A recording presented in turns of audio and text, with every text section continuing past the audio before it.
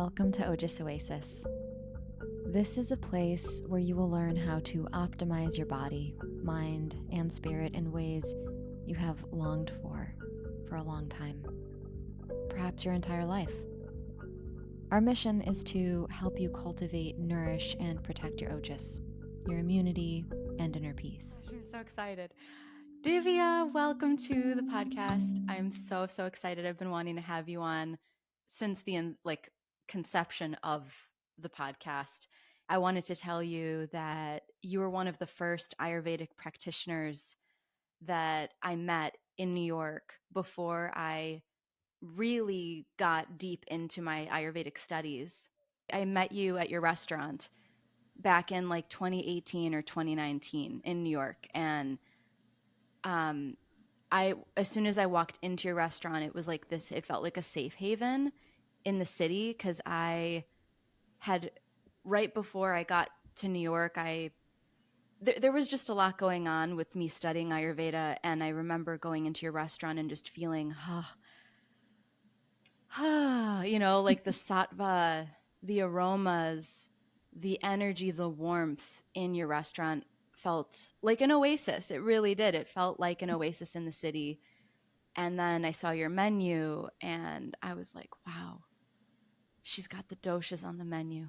Like this is heaven. I think I've like gone to like this is every Ayurvedic practitioner dreams of having a menu like this. And then I got to meet you. I really was so eager to meet the woman behind the whole restaurant, and I got to meet you really briefly, but you were so warm and kind, and I feel like I know you even though I only met you very briefly, only for a couple minutes, and I know you meet a ton of people all the time, but I just wanted to let you know that the impression,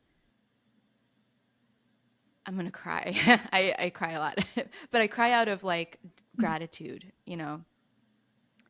but the impressions that we make for students, as teachers, it really goes a long way. Like it's profound. It's really, really simple, but the warmth that we can, I'm sorry, I'm crying, but it really did mean a lot to me and it was inspiring to me. So, thank you. First, I just want to say thank you for that. Well, thank you, Sasha.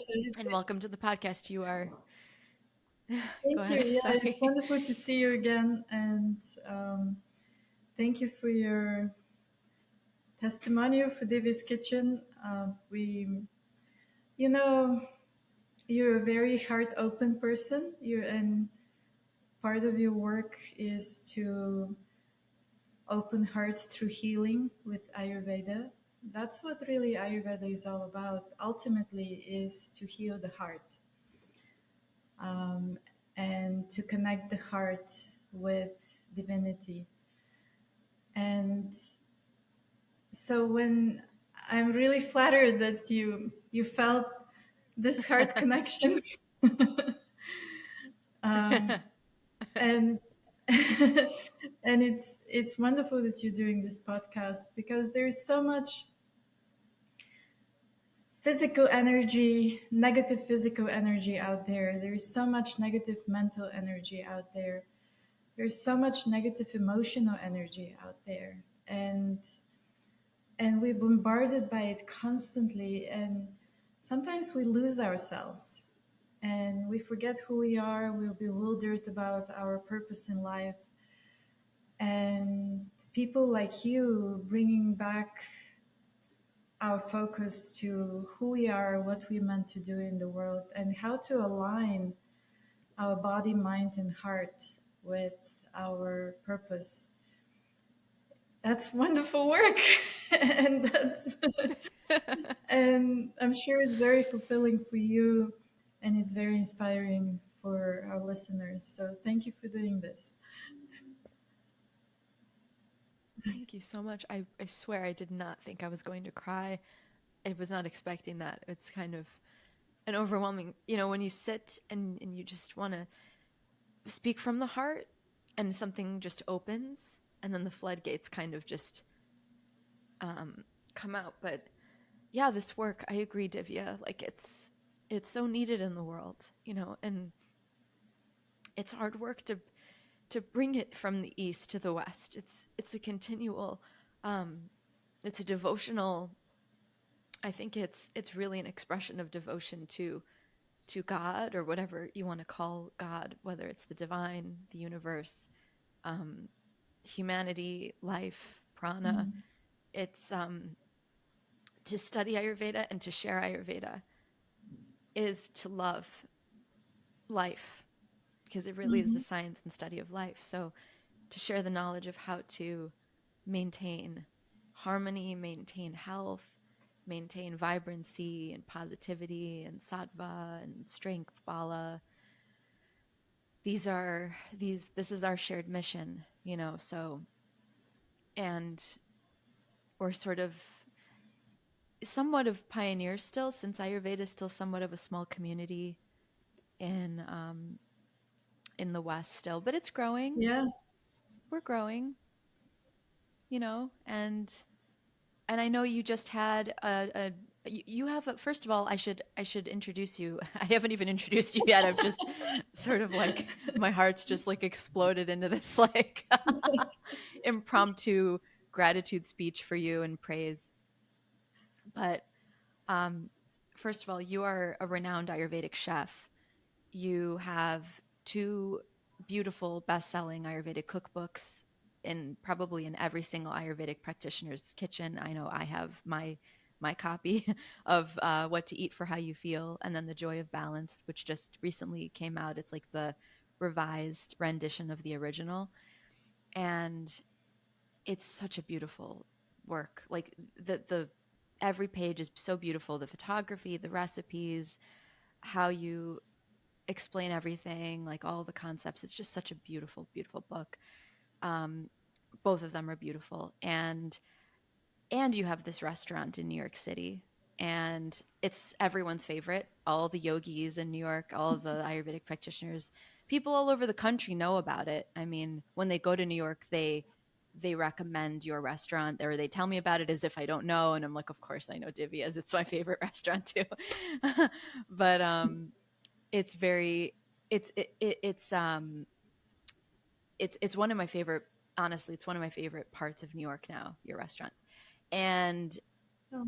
or one of the things I look forward to most is going there. And then you have this cooking school. You teach Ayurvedic cooking as well. And so I wanted to start. And so actually, I'm sorry. I'm so sorry. First of all, welcome to the podcast.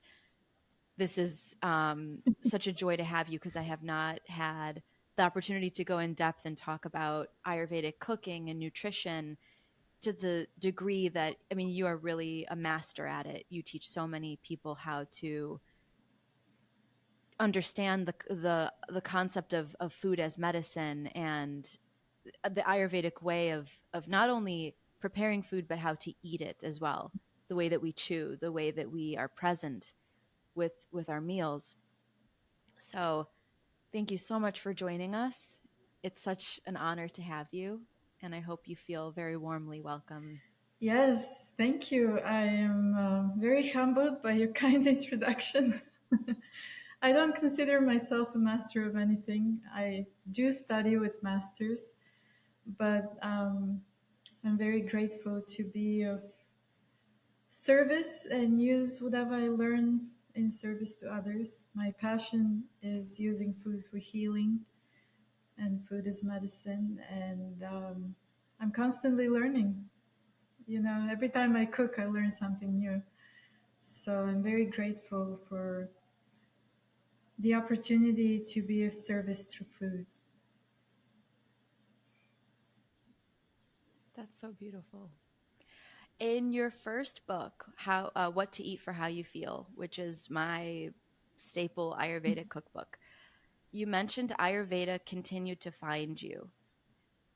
What do you mean by that? I have a similar relationship with Ayurveda, but how did Ayurveda continue to find you in your life Yeah, I first on your got to journey? experience Ayurveda treatments and um, was treated by a real Ayurvedic doctor in India. And I lived in India for 5 years. And every time I would get sick, I would go to him, Dr. Leeladhar Gupta in Vrindavan. I still remember him Ah, fondly. He's still there, by the way. And wow. we, like, he really ignited this interest in me because he would treat me and he would say, okay, here are the little powders, for you to take, little herbs. But I also want you to eat these foods, don't eat these foods. And I was like, oh, that's really how to use food as medicine. And he was saying there is no bad food in Ayurveda, but um, these foods are not good for you right now in your current condition. So, and then, life took me in different directions. And somehow, every time I would experience a health challenge, no matter where I was in the world, Ayurveda will find me.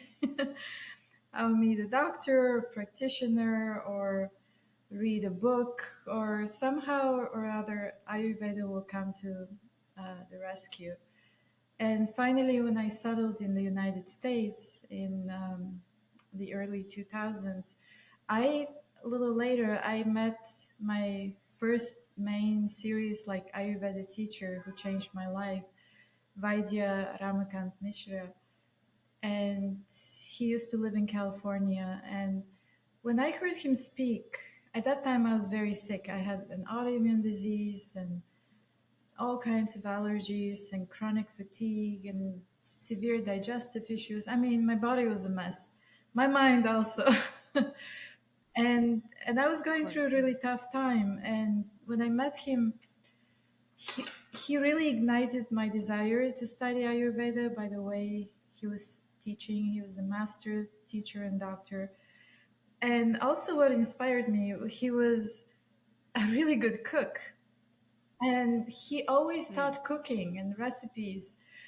And when I started cooking his recipes, I was like, wow, this is really delicious. This is so medicinal, but also very enjoyable and very satisfying. Um, yes, so at that time, when I met him and started studying with him and really experiencing the full benefits of an Ayurvedic protocol with the lifestyle, with the diet, with the herbs, herbal treatments, then I decided to dedicate my life to studying and sharing this knowledge with others, especially in the realm of food, cooking, eating, because I also noticed this was the missing link. In many other Mm. Ayurveda schools, cooking is barely taught, or yeah, sometimes Ayurvedic cooking seems like an impossible task. So I Yes. try to kind of simplify things for people without compromising the principles and also make it really exciting. And I have to say, Ayurveda continues to find me, or I continue to discover Ayurveda because, as you said, it is a lifetime practice. It is Yes. knowledge and practice that supports life and also protects our life. So every time we need, which is daily, really, but also through different stages of life, Ayurveda has the answer for us in terms of how to maintain good balance between our body, mind, spirit, and how to be in our at our best capacity to serve the world. So yeah, I am very grateful for to be on this path. I share that gratitude. I think they can see it on my face. I'm like covered in gratitude tears. I mean, gosh, it's the kappa or It's your the, open heart, Sasha. It's your open heart. mm, you're gonna make me, Divya, you're gonna make me cry more. so, so you mentioned Vrindavan and you lived in India for 5 years. I have been to Vrindavan Wow. actually. So I love it there very much, and I know the magic Hmm. of that land. That city is very um, Yeah. holy, sacred, sacred. There's something in the air there, and um, I've been to India a couple, not for like a full 5 year stretch, but back and forth for the past. I'm going back in actually in September for my longest trip yet, so I might go back to Vrindavan and visit there. But when you say you lived in India for 5 years, this was before. Was this before you got your autoimmune condition? Were you aligning with the spiritual path to sort of find answers as to why you were feeling chronically ill? Yeah. How did you find your way to I went India? there to study. In Vrindavan, there's the Mm, Vrindavan Institute for Higher Education, which is a wonderful school where you can study philosophy, like the Bhagavad Gita in detail. You can study different types of mm, philosophy, different things really. I was in my late 20s, so I was like a sponge. I was yeah. trying to study as much as I could. This was, for me, this was my higher education. And it was a very transformative time. I love Vrindavan, such a special place, not only because it's very sacred and there are over 5,000 temples there, but it's also the energy, the power of Vrindavan it's a very powerful place for personal transformation. Anything Mm, that's kind of like a weed in the garden of your heart, like anything that you don't need to carry in your heart, like resentment or fear or anger or whatever it may be. When you're in Vrindavan, it's just in your face. mm, You're very mm. Yeah. aware of that, and also this holy land really supports this personal healing and transformation of the heart, and inspires spiritual practice. It's just so special to be there, and everything is so spiritual. Like I always feel like I'm the I'm like, oh my god, I thought I was spiritual, but no, I have a long way to go. Yeah. So it's such a beautiful sweetness there, and I hope I'm planning to be there the last week of October. So maybe if you're around at the same time, maybe we'll see each other. Absolutely. Let's coordinate that. Which temple are you, do you mind sharing which temple do you go to? Like, do you have like a home or I'm sorry, an ashram that you I'm not stay in? planning to stay in an ashram because I'll be there only for a few days. I will probably Hmm. spend a few days at Radhakund, the two lakes Okay. there, and um, Okay. I love going to the Krishna Balaram Mandir. I heard I haven't been there for Yes. 20 years, so I heard that it's Ooh, like that's going to be madness with powerful. so many people, but I have some really dear friends there. And I would also like to visit my first Ayurveda doctor, Dr. Liludhar Gupta, and thank him for starting me on this Hmm. path. Your heart might explode open too in Vrindavan with seeing him 20 years later, just like, oh, 20, so much has happened since, and I think there's so much respect that we pay so much homage Mm, to our teachers. Like in all the mantras, so many of the texts, we always start all the classes with thank you to the gurus and the teachers, our predecessors who shared this and relayed it and made it mm, tangible for us and preserved and protected the knowledge for the next generation. It's such a blessing. And all we can do to repay is yeah. keep sharing it, keep teaching more people, and hold the torch for the Mm, next generations. So I really share your eagerness to, respect all those teachers and all those Vaidyas that helped us and saved us in so many yeah. ways and continue to do that. Um, I wanted to ask you, you mentioned Ayurvedic cooking feeling like it's the missing link in a lot of the, not only the education but in a lot of the ways that we, so I didn't know, I don't know if you knew this, but I'm in the Vaidya program at Kerala Mm, Ayurveda Academy. So I'm already a clinical um, Ayurvedic practitioner, and I'm about to, this year I will finish the doctor program, so congratulations. I will soon. Thank you. I share a lot of the humility that you express because we know how much there is to know, and we know when you know how much there's to know, and then you're like, okay, the title is great and all, but I will spend the rest of my life trying to understand one line of the Bhagavad Gita, you know, like, so we can say, we're in the pursuit of understanding Ayurveda, and that's hopefully, a lifelong pursuit but I do feel like once you get on the path that Ayurveda protects you and helps prevent obstacles or like Mm. keeps you on the path. I do feel that. But back to the question of the Ayurvedic cooking piece, because I really agree with you. First of all the best Vaidyas are the best chefs.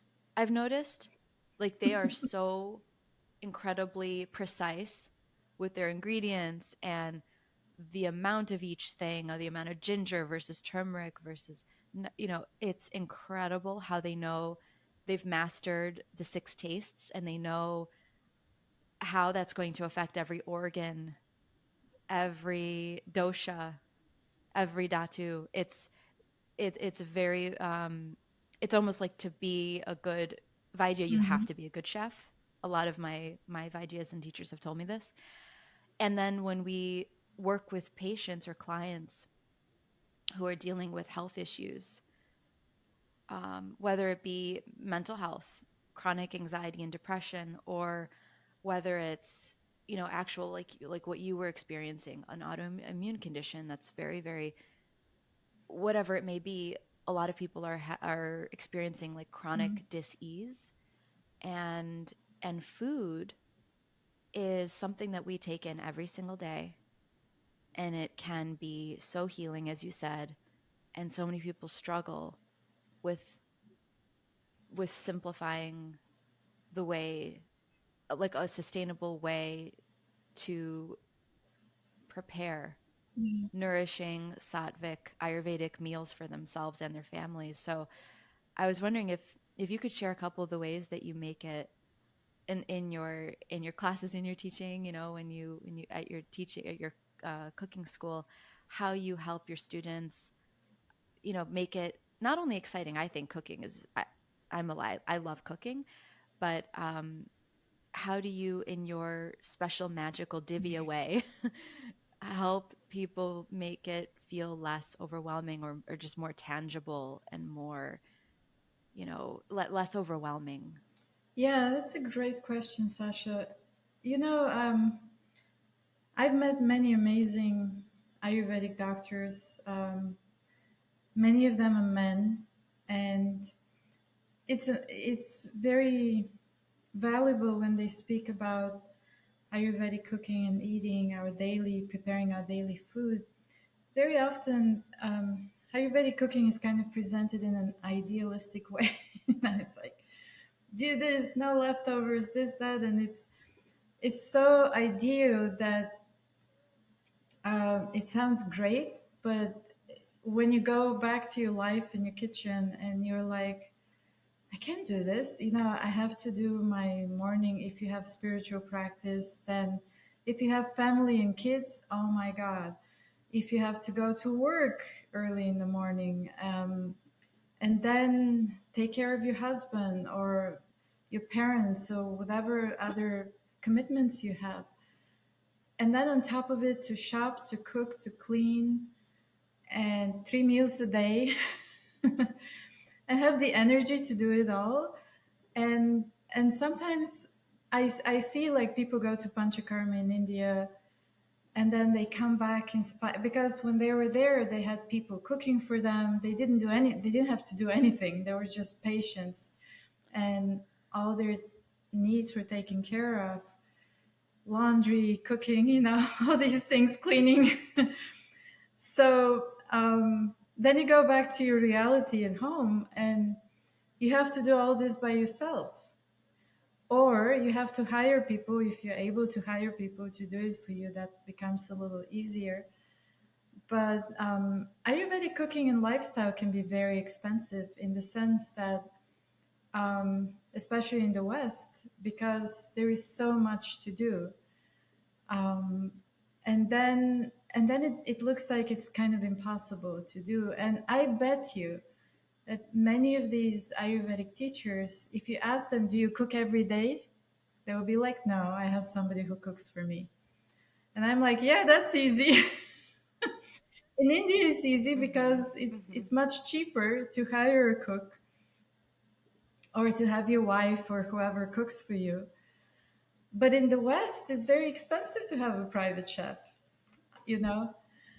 Yeah. So, how do we practice? How do we make Ayurvedic cooking accessible in the West? And this is what I first faced as an Ayurvedic patient when I first started studying.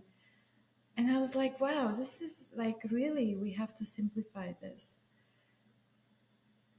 And then through my own experience, I was like, oh, okay. So, first of all, Ayurvedic cooking is, people are like, what is Ayurvedic cooking? And I'm like, eat the food that you like to eat in its healthier version. Just add Ayurveda to it. I add the Ayurvedic principles, which you need to learn a little bit. But like if you're used to Mexican cuisine, you can totally Ayurvedize it, right? You can add the Ayurvedic principles to it, Ayurvedize. and you still enjoy the tacos and burrito, whatever it may be. But you add the Ayurvedic principles. It changes a lot in the food, in terms of how it Mm-hmm. supports your body, but you still have the same flavors and it's enjoyable to you. That's one way I try to simplify it for people. And then in terms of prep, the meal prep in the West is cook on Sunday and then eat leftovers for the week, which is not very good for digestion, not at all. So if if you're by yourself and you have to take care of the meals for the family, then I would recommend maybe chopping all your vegetables, making your spice blends, making your paneer cheese or almond milk or ghee or whatever staples you want to make on your days off. And then when everything is, you've done the sous chef part of it, when all this is done, then you can quickly just cook a fresh meal, because the prep work itself takes a long time. So Mm. that's another way of doing it. It's not ideal, vegetables sit chopped in the fridge for a few days, but it's much better than eating leftovers. So one of my friends and teachers, Jaidev Singh, he's a wonderful Oh teacher of yeah. Ayurveda and Kundalini Yoga. And he always says this, like, if your ideal is not real, not realistic, the ideal, it's like fresh meals, 3 fresh meals every day, according to your dosha and your season and everything. If you cannot do this, then always ask yourself, what's the next best? And don't settle Mm-hmm. for the lowest standard. you know, Keep your ideal Right. in front of you, strive to work towards it, but but but go with what's most realistic and doable in your current situation right now. And I think I apply these principles to anything in my life. So then Mm-hmm. I'm not in constant anxiety and feeling guilty that I'm not perfect and I'm not doing it perfect, and oh, Ayurveda is really hard, I'm gonna give up. Practicing Ayurveda should not be stressful. That's not healthy. Stressed out about Right, Ayurveda is exactly. not That creates doshas.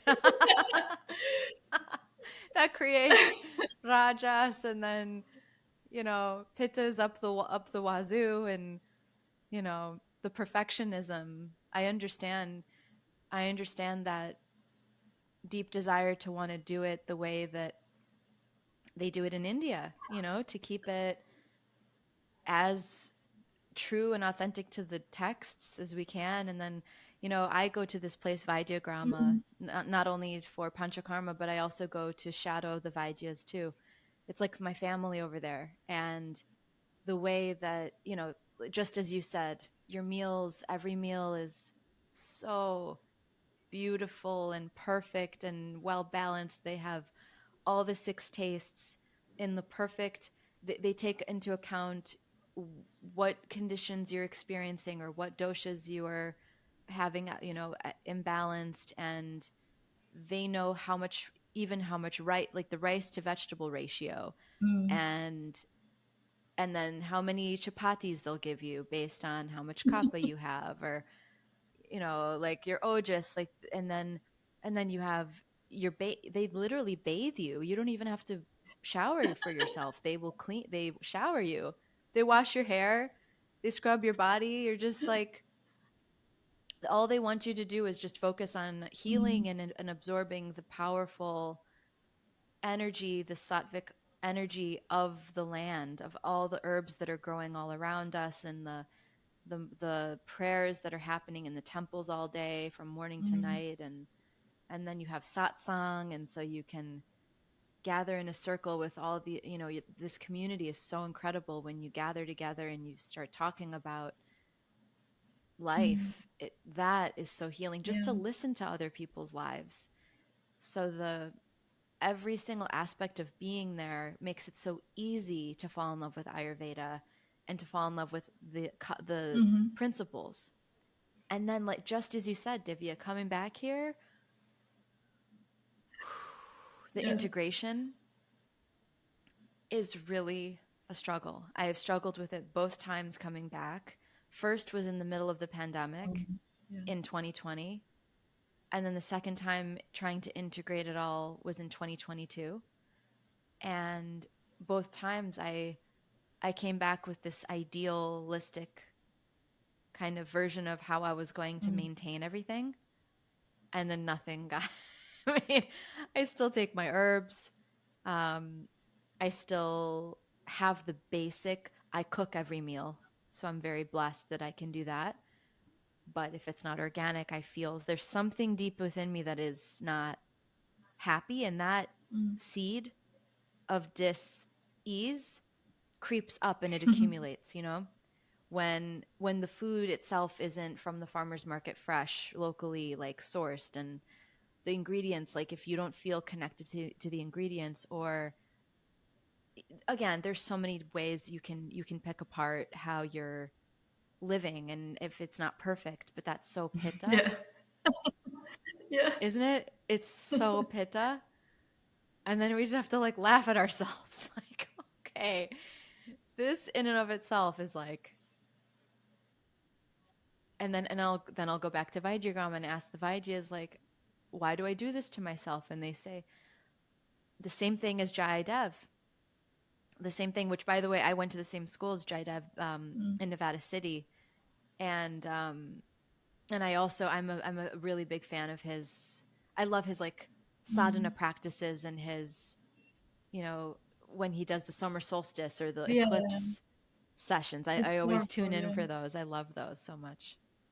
And I love his talks that he gives, that are always taking into account astrology, what's happening astrologically, and then he'll talk sometimes with Ayurveda too. But he really is such a great teacher because he blends a lot of the Vedic sciences together.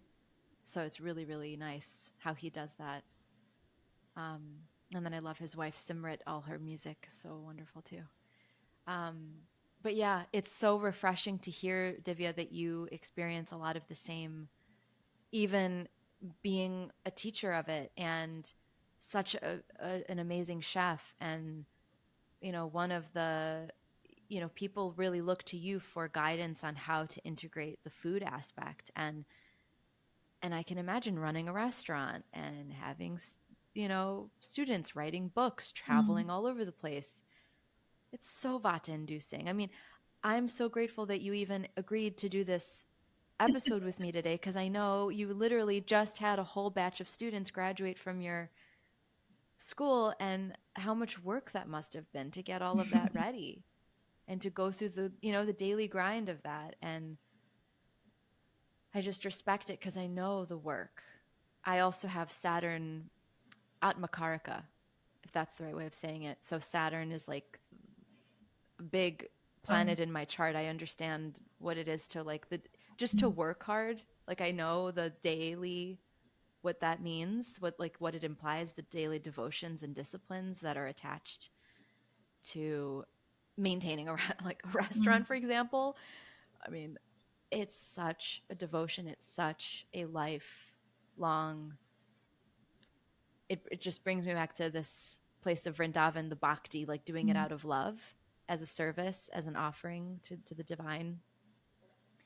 But and all of that is so beautiful, poetic, and romantic, and yet it is work at the end of it. It really is. Yeah, And but so Sasha, to main all this can be done with yeah. ease, and the ease begins with the ease of mind. Mm, So it yeah. always and the ease also begins by accepting. This is the situation I'm in right now. I accept this. Let me see the best way I can take care of myself. Let me find the best way I can take care of myself, and also the best thing I can do to with my work, with my relationships. So when we find this ease of mind, that's where it starts. Because you can be in an ideal situation and your mind is still like, you know, and it stresses you out. So when you find the ease of mind, and work and really practice, like look for this, have it as a goal, then you can accept the situation you're in, and you can also find the best ways to live in this situation without being stressed. And our lives go through ups and downs, challenges, good times. That's just the nature of life. But we can ease through it. Like the results of our work can come with ease, not just with hard work. Yes. Yes. And that's something about Ayurveda. Like very often when I was like that, when I started first studying and practicing, I was very rigid about it. No, black and white. Eat this, don't eat this. This is Ayurvedic. This is not Ayurvedic. So, and that's natural. I think for beginners, any practice, we tend to be a little more fanatical and more rigid because it's kind of like a self protection for ourselves, not to go astray. But the more because Ayurveda is meant to support the flow of our life, flowing with life. And we cannot flow while being rigid, you know. When you float in water, you have to relax and you have to fully surrender to the flow. So, um, yeah, so I always encourage people to really find your ease into it and see how Ayurveda, what aspects of Ayurveda you can add to your life right now to really support the flow of your life with ease. I love that. And it's so true. It's so true. I mean, I was attempting, Divya, you're going to laugh at this. You're going to laugh at this. I was attempting to make Ayurvedic chocolate chip cookies a couple days ago, okay? And I was actually feeling very sad that day for some reason. I was feeling, well, I know what the reason was. Something happened in my life that was sad. And I was wanting to cheer myself up with some chocolate chip cookies. That's exactly what happened. And guess what I did? My salty tears went into the Oh, cookies. Literally and physically, I put the recipe did not call for salt, and I put a teaspoon of salt. And what came out? The cookies were so salty. They were not even sweet. They weren't even good. And at first I was so heartbroken because I put half a cup of ghee in there, fresh made beautiful ghee that I made, and like cardamom and beautiful flour and like organic everything. The ingredients were so good, but because my mind was not mm, sattvic, I was not making the cookies with with loving hands. I was making them with yeah, sad hands. And you can feel, and even if I hadn't put the salt in there, I think even being in that state, I probably would have yeah, still felt that in the food. So I really understand, like when you say the mind, the role that the mind plays in work, yes, but also in how we Yes. prepare and eat food. Wow, I've really noticed just even a couple days ago I fell into this. I was like, oh, I knew better. I knew better. I shouldn't have been It's good thing you cooking didn't eat them, this. because when you cook with so much sadness and then you eat the food, you feel even more sad, because that sadness energy in the food amplifies your sadness. So Yes. I Divya, I oh, confess I ate a few of them. I even because I felt like I didn't want to waste, but two cookies. I felt sick, so the next day, the rest of them I threw them all away. Mm, I threw the rest of them away, and I said, "It's you know what? It's better to throw them away than to try to make make use of these cookies that were not made in the right mm, mental state."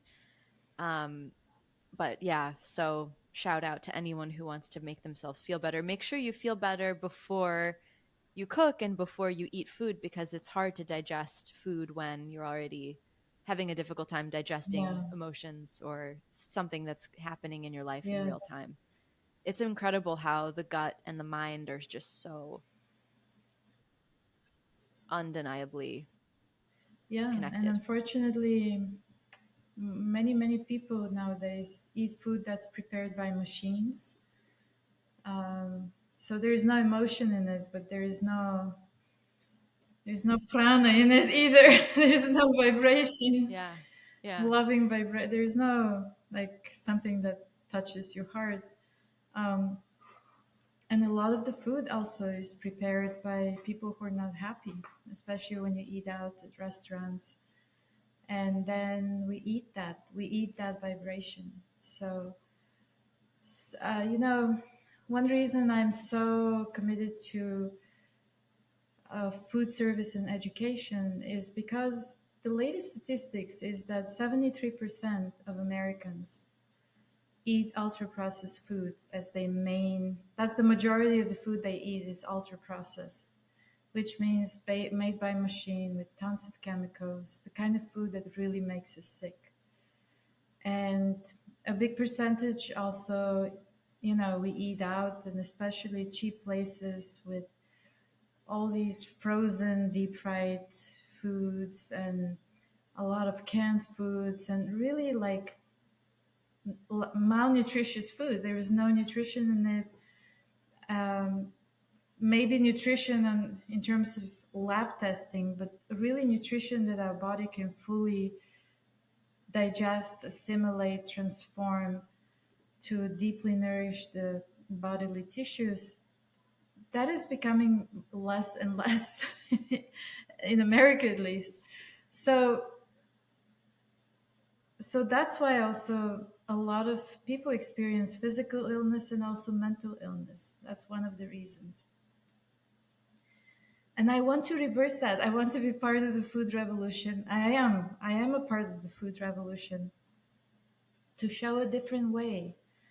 Um, in a couple of years, hopefully, I also want to show a different way of growing food, you know, and really helping people connect with food from seed to the dish on the table.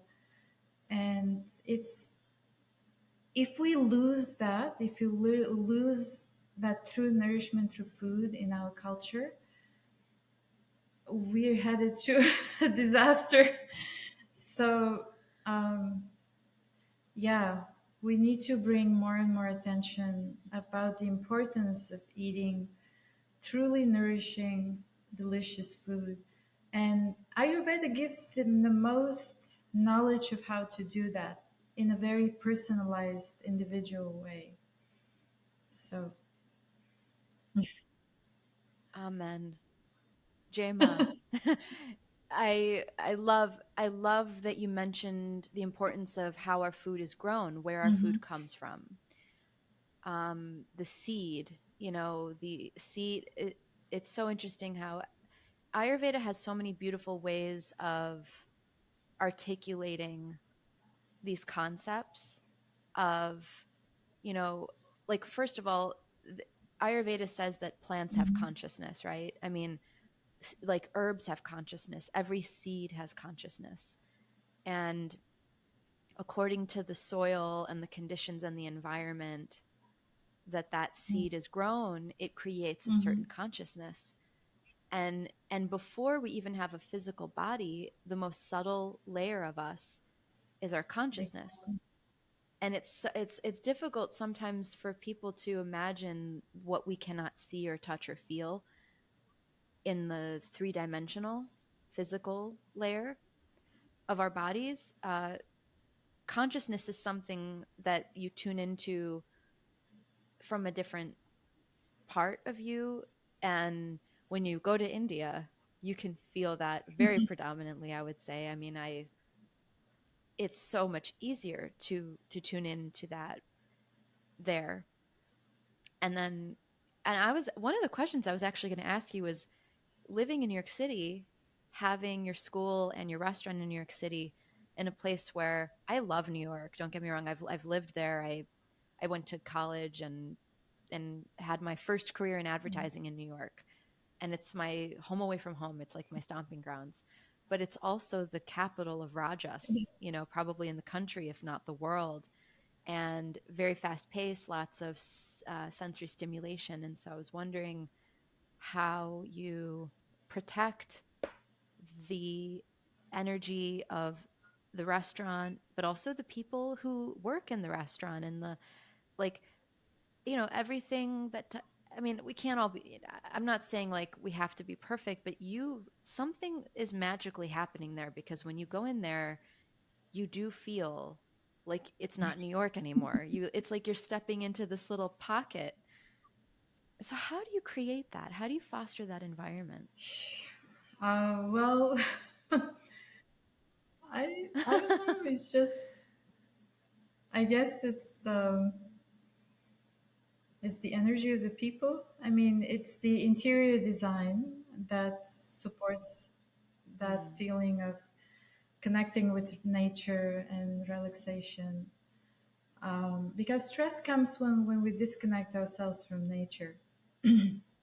So, yes. with the restaurant dining room, we try to bring in natural elements into the decor with lots of live plants and all kinds of other things that kind of help you feel like, oh wow, this is so relaxing. We did this on purpose, and then uh, I think the energy of our staff helps with that. Yes. And also at home, when we have our teaching kitchen, when people walk in, they're like, "Oh my God, this is so peaceful here." So we strive Mm, to create peaceful environment, because again, healing begins from the mind, and disease begins from the mind also. And when we're able to clear our minds from, the mind carries, according to Ayurveda, our thoughts, our desires, and our feelings. So we carry a lot of baggage in these three buckets. So I love I'm saying all this because I'm studying the Manobala, the strength of the mind. Uh, I'm studying this with mm, my teacher, Dr. Satyajit Katkal, and it's amazing how a lot of this mental baggage affects our physical body. And mm, yeah, so creating a peaceful environment for the mind to relax is also very important. mm-hmm. Yep. I love that. I love that. I had someone on recently. We talked about the impact of our Mm-hmm. space, our environment, like our interior design, colors, textures, the Vastu, yeah. principles of Vastu Shastra. So, yeah, absolutely. Creating a harmonious environment in your body and then Yeah. around your body. And this is within our power. Each one of us can look at the space where we live or the space where we work and see, oh, how can I bring more nature, and how can I improve the environment to support my mental balance, to support my physical balance, like that. Just because also imagine, like, when you're in a stressful environment, it's so much easier to go into conflict with people. And when you're in a more harmonious environment, it's much easier on relationships as well. So each one of us has the power to make even small improvements in our environment to support our physical and mental well-being. But also cleanliness. So cleanliness is a Absolutely. big part of it. So Yes. both like cleanliness of the space, and also like the more subtle kind of clearing, clearing negative energy kind of cleanliness. Yeah. I love that you mentioned cleanliness because that's another subtle but very, very powerful factor. At Vaidya Grandma, they clean your room every single, I mean, I don't know why it sounds kind of radical for me to accept it, but like they clean, not only do they clean the whole room every single day, but they come in with this, um, you know, this smoke. It's like the smoke that Like clears out any frankincense. negative energy. Yeah, and they go through the Mm-hmm. whole village every single day. And I'm like, wow, no wonder you can't have negativity in this place even if you wanted to, because it just gets, it gets neutralized. And they're so on top of keeping the energetic cleanliness and physical cleanliness. Like they've really got it all covered. It's a huge team. It's a huge village of people that are working together to Yeah. create that environment, which makes it a lot easier to sustain. Um, I was going to ask, oh, so many questions. I know we're almost at time, but let's see. Hmm. What would be some common misconceptions that people that are listening might, like, the most common misconceptions that people have about Ayurvedic cooking or Ayurvedic lifestyle, that maybe Mm. you can help dispel those? And it could be about, what an Ayurvedic kitchen looks like, or what it means to cook Ayurvedically, or Ayurvedic food. Like, what are some of the myths, or sort of like just misinformation about it that. Yeah, one of the main misconceptions is that Ayurvedic food is Indian, because Mm, Ayurveda comes from India.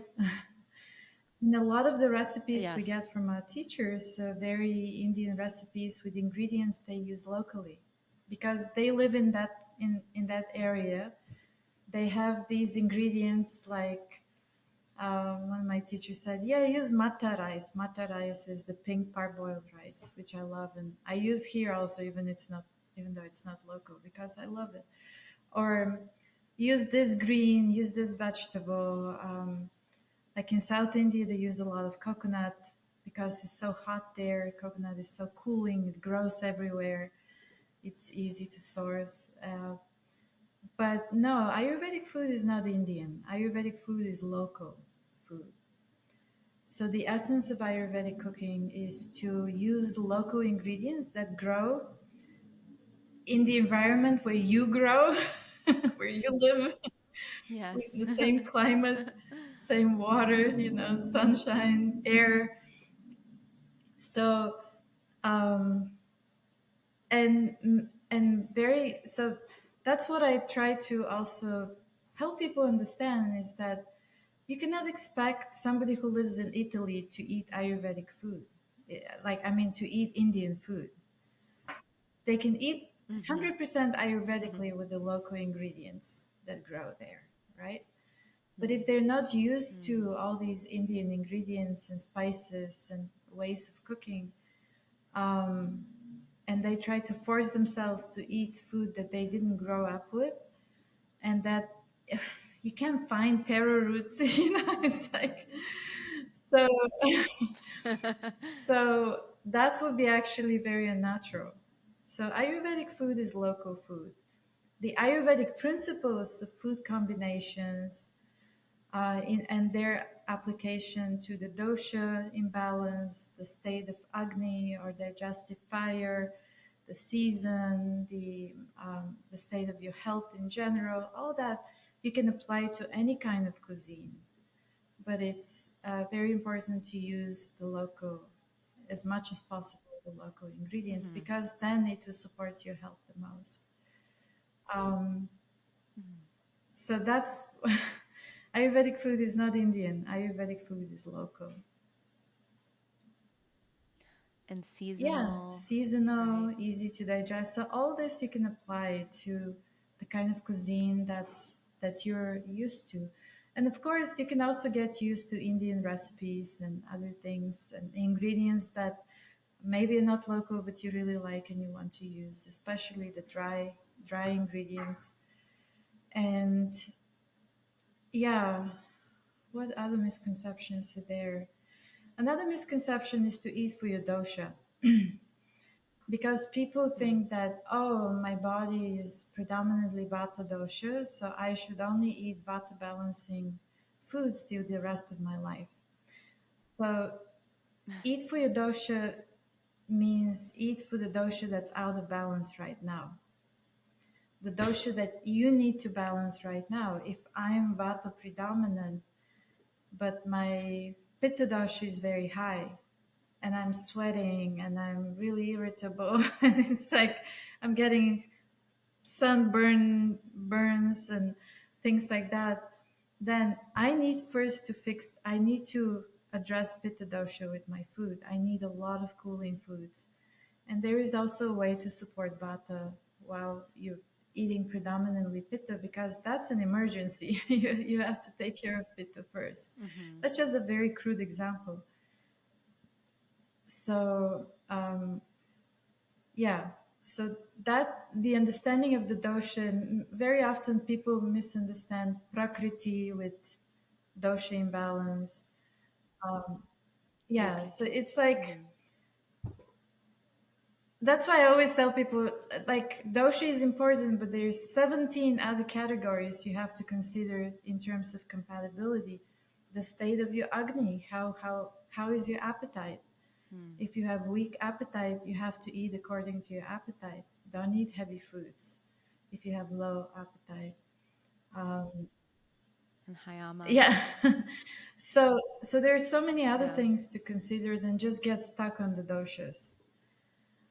That's why I always Mm-hmm. recommend for people who haven't studied the doshas in depth to just go with to eat according to their digestion, which is related to the doshas, but because it's very easy to figure out, oh, I'm very hungry right now, or I'm not really hungry, I'm kind of feeling nauseous. It's easy to connect with how we feel in our stomach, rather than trying to figure out the doshas that are they're so mystical. Ooh, I have a question that just came up that I'm gonna make so many people happy asking this question. Many of us, well, not me, I'm not vegetarian, but there are many vegetarians and vegans that are very interested in eating Ayurvedic food and preparing it. And they're always asking me, how do I get the protein that I need? And so we always, I always say like mung dal beans or lentils or, paneer cheese or, even protein is in a lot of ingredients that people may not Yes. suspect. But um, oftentimes I will hear, you know, it's impossible for someone to get the adequate protein intake through an Ayurvedic, Yeah. menu. So how would you respond to those I mean, I've people? been a vegetarian for more than 35 years, which is most of my life. And I'm never really worried about protein. And I'm healthier now than 15 years ago when I was very sick. You know, when we ask this question to our master teachers from India, they start laughing. And they're like, Mhm. you Americans are so obsessed with protein. Yes, we are. It's And true. Protein powders it's not everywhere. necessary. It's really not necessary. The thing is that people be obsessed with how many grams of protein. It's important to get good amount. the amount of protein your body needs also depends on your body type and your physical activity, your age, like all these things. But and it's not just about counting the grams of protein that you're eating every day. The main thing is to ensure that your digestion works really well, because then you can break down, absorb, and assimilate the protein and transform it into um, the building blocks of the body. So, um, Yes. so you can eat a lot of protein, all these high protein shakes and plant-based things like tofu, or all these meat imitations that on the label it says it has so much protein, but most of these is so hard to digest that you may be Mm-hmm. consuming 20 grams of protein, but your body is only absorbing 5 or 6 grams of protein, and the rest is just getting stuck in, it's creating indigestion and sludge and blockages in your body. So um, make sure that you're digesting well. And then in general, protein rich foods are usually heavier to digest. When you talk about lentils and Mm-hmm. beans, or I'm a lacto vegetarian, so I use um, paneer cheese, which I make myself from very special milk. And yeah, nuts and whole grains, and there are so many sources of protein, plant-based protein. Like I just made for lunch. I made a black lentil and sunflower seed pate, and Sounds so it's so divine. delicious. It's Sounds super so high in good. protein. It's very easy to make. Very high in protein, because sunflower seeds have almost as much protein as beef. Red lentils have almost as much protein as soy, but they're much easier to digest. So find the protein that you can easily digest, and make sure that you add spices to support your digestion. And in my cookbooks, I have so many recipes that are high in protein, but they're very easy to digest. And I give ideas of what seasoning you can use for the different doshas, different seasons, that um, it will support the digestion of protein, so that you can really benefit from it.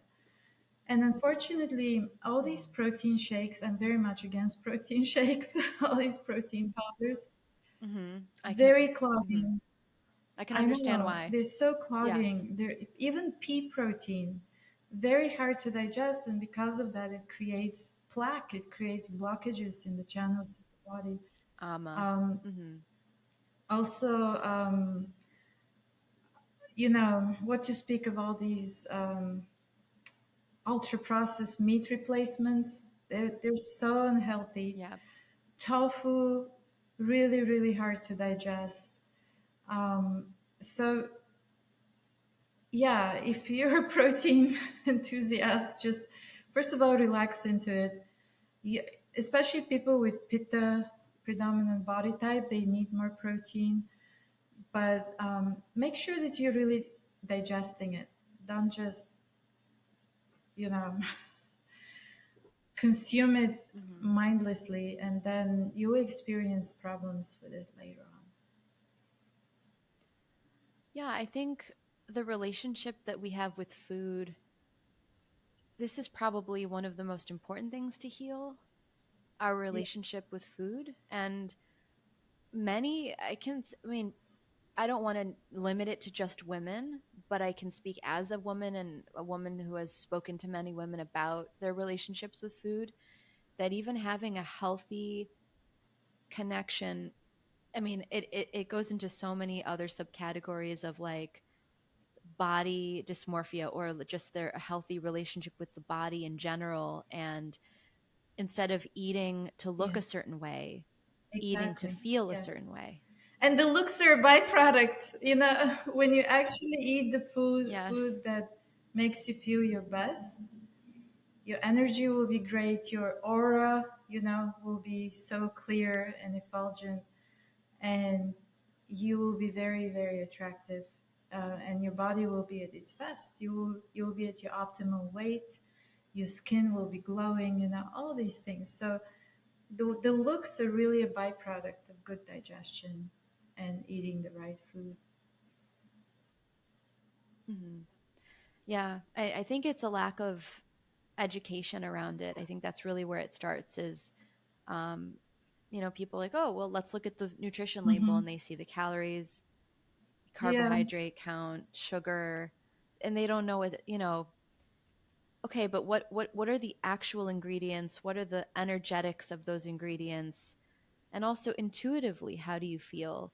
And one of the things I want to mention before we conclude, I mean, we know what's going on in this country with the obesity, epidemic, and lots of just lots of health issues stemming Yes. from the food. Mm-hmm. It's actually one of the predominant in Ayurveda. We see ahara vihara, Mm-hmm. diet and lifestyle based disorders or based diseases, and people using food instead of as a medicine, using it as a drug or like an emotional Mm-hmm. numbing agent or an addiction.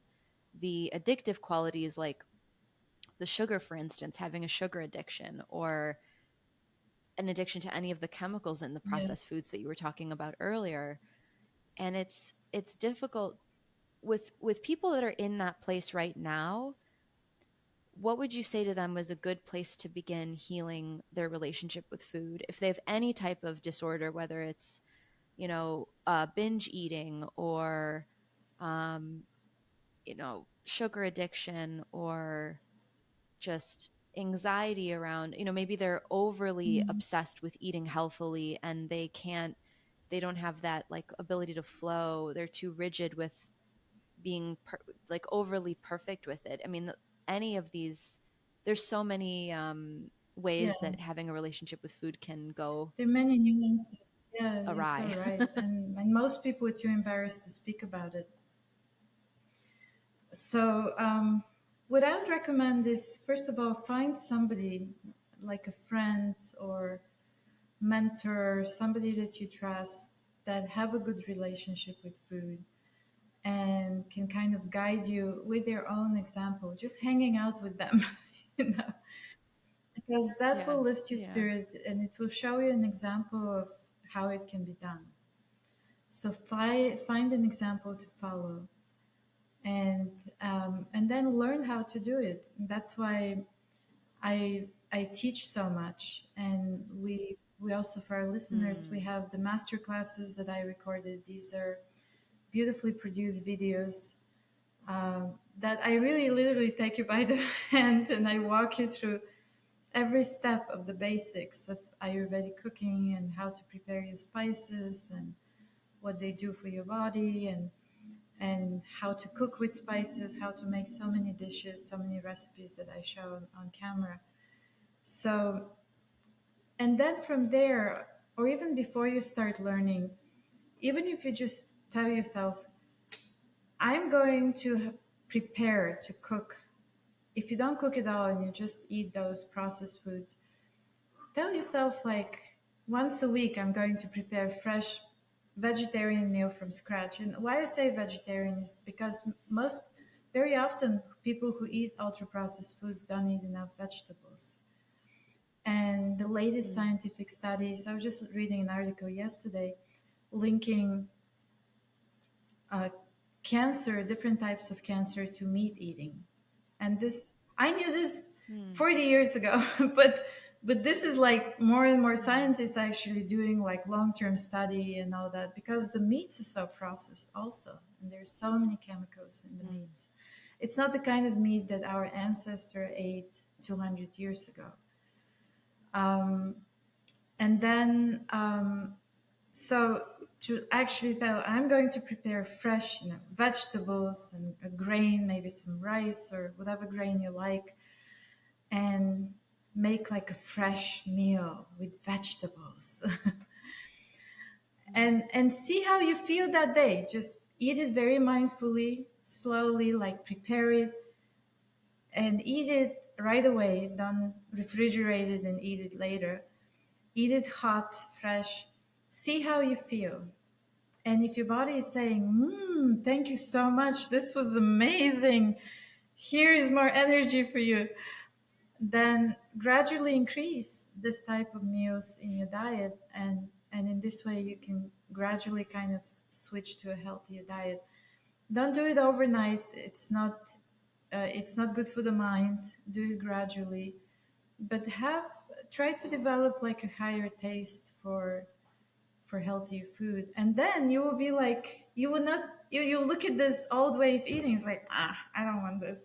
It's not for you have a Right. distaste for the Yeah. unhealthy food. Yes. You refine your taste buds Yes. and then you feel better. And then your body doesn't feel so clogged and lethargic and heavy. You actually start feeling more Yeah, your energy and body will happier. reward you, and you will also notice mentally, oh, I don't have mental fog anymore. I feel more peaceful, and Hmm. I'm not so anxious anymore. So all of this is possible, but it happens gradually, and it happens with guidance. You'll progress Mm. much faster if you have guidance. I love that. And we're so lucky to have you guide us Oh, all in the West with how to create an Ayurvedic kitchen because it is so needed. It's such a beautiful offering, everything that you've been creating and sharing, and I just continue to see it blossom and bloom, and I'm just so grateful. Um, I know we went a little over time. I feel like I would be regretting if I didn't ask you this one last okay. question. So it's a simple one, but if you okay, this is the real last one. Like if you could only have five ingredients in your kitchen, like your Mhm. staples, your absolute, I know ghee is Yes. going to be one of them. Um, but five top must haves for everyone to go out and purchase either through your website or through somewhere Mhm. locally near them. What would be like the top five? You got to have these five things. And then you can make a lot of different things with those things. Yes. Well, um, cultured ghee for sure. Not just any ghee. The cultured ghee. It's extremely Mm, medicinal on many levels. And if it's hard for you to find it, then go with good quality olive oil.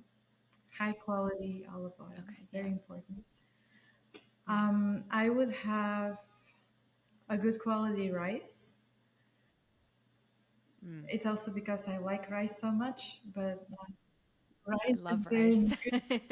Basmati? Um, mm, yeah, basmati rice is okay. I really love the pink rice or the red rice. That's my Okay. favorite. Uh-huh. Yeah. More nutritious. Yeah, and I just really enjoy it. But the type of rice that you like, I would say, I would have the Saindava salt, or this. Mm, My teacher Vaidimishir, his product is called Soma salt. You can get it from Chandika. mm, This is the kind of mhm. salt that's very rich in minerals, and it doesn't increase blood pressure. It's the most healing, cooling types of salt, because you want to season your food. So I will have salt. Mm. And I would, are we talking dry ingredients or fresh ingredients? Because Whatever, whatever pops to mind is like your staples. You pretty much use them every single day in your kitchen. Like if you didn't have them, you'd be like, oh, I got to go replace that now. Like put in an order immediately because it's such a recurring yes, ingredient. so, and then I would have a few spices that I use almost every day. One of them is coriander, fennel, Hmm. turmeric. So I use these spices every Mm. day. Um, I mean, with these ingredients, you can prepare a base of many different types of So meals. many things. So Yes. the ghee, the salt, the grain, and some spices that that build, Perfect. they're the building blocks of a good healthy meal. Yes. I love it. I love it. You validated so many of my it's same in my kitchen pretty much. I always have rice, almost like it's hard for me to have a dinner without rice. Is like I'm dressing the rice Yeah. with something. So Mung thank you. dal. I would definitely have mung dal, Oh yeah, which is the mung beans.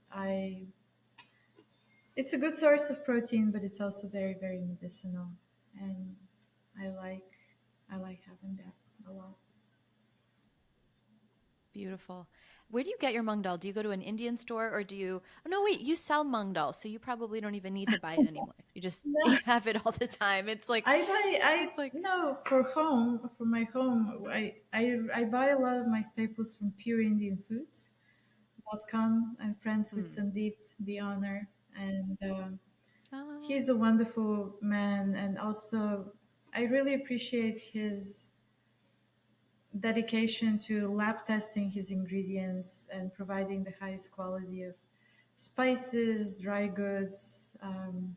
Yes, some great pickles. I mean, so he's yum. yeah, pureindianfoods.com. You can get high quality ingredients at very good prices too.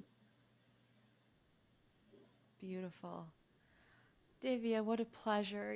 I could ask you a million more questions. I know so many of these questions can be answered through your online classes and through your books, but you're just such a pleasure to talk to always. And I'm so happy that we got to connect. And I really, really do want to connect with you in India if we are there in Vrindavan at the same time Oh in yeah, October. it would be That'd wonderful be to see you there, amazing. to hug you in person. Give you a big hug. But thank you. I really, because food, Yeah, yeah. I mean, this is all Ayurveda is about love, food is about love.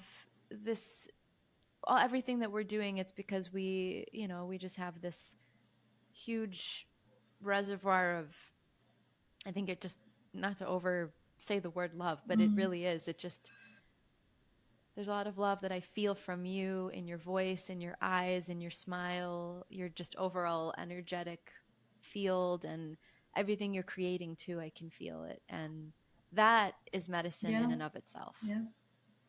All we need is love.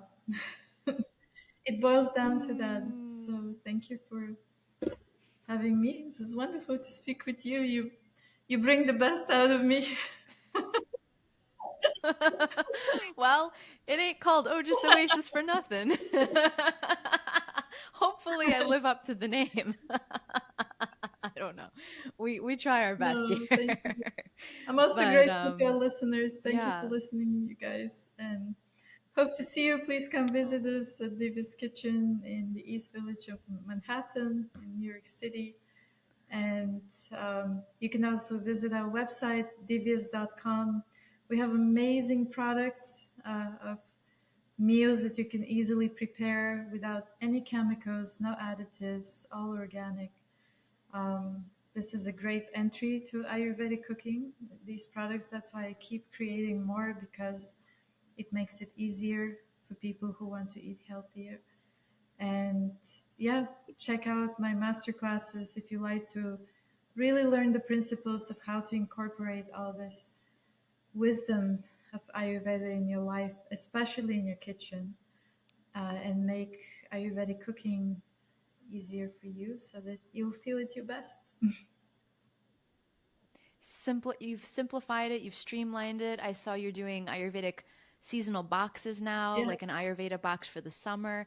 This is genius. I mean, people, this is the most, like, I just feel like it's the most seamless way of introducing people to Ayurveda. Just put the ingredients that are seasonal in a box and send it to them. Make it easier. Like, as you said, people are running around like a chicken with their heads cut off half the time trying to just do the bare minimum self-care. So the fact that you've now created things like the Kitchery kit, put all the Kitchery ingredients in one, like mung dal, the rice, the spices.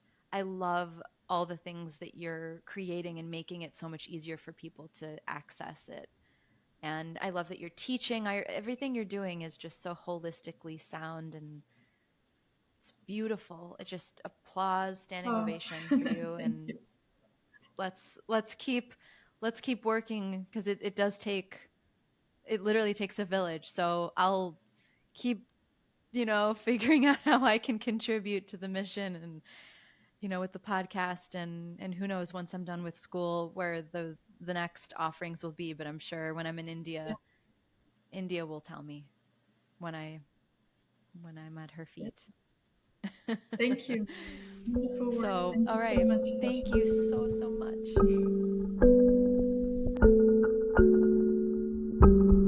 Thank you for listening to Ojas Oasis with Sasha Bershadsky. To learn more about Ayurvedic healing, please visit ojasoasis.com. We'll see you next time, and until then, have your smile.